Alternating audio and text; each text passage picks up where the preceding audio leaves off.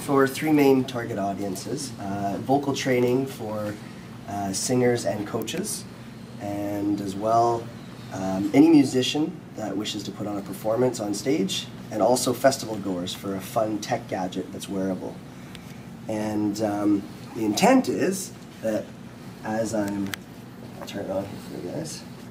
It's a wearable device, but as I talk, the tones, and then I close it off, and it comes down. So originally, we had set up a color-coded LED strip that had a dimmer sensor as well as a toggle switch. So as I change my tones, the colors would change with each tone, and then as I moved from one tone to another, the dim would be a waveform. And then I hooked it up to 12 volts. Yeah, then we overpowered it and killed it. So that's the intention, and it would be fully automated with a chip. Yeah, it would be fully automated with a chip, with a little side belt, and everything else would be up here.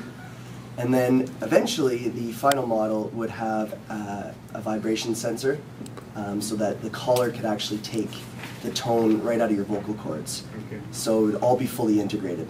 And so the whole collar could just snap on the back, and as this one does, it just kind of velcros off, so I can take it off pretty easily, put it on, and then yeah, it would go up and down and change colors as my volt. And so there's some further developments that I kind of foresee with this. I used so there's our first go at it with a Lego button switch and a sensing dial that I could go back and forth to change the dimness, and then some extra materials for the side pocket and the rudimentary setup that I have right here.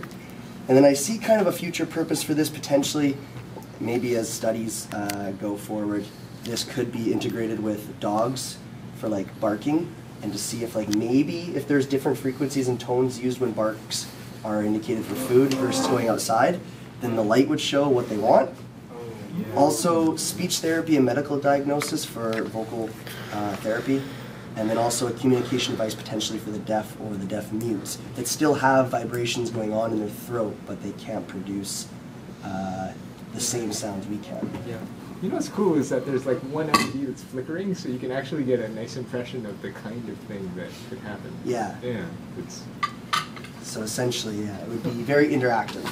Yeah. But unfortunately, this version is on and off at this point.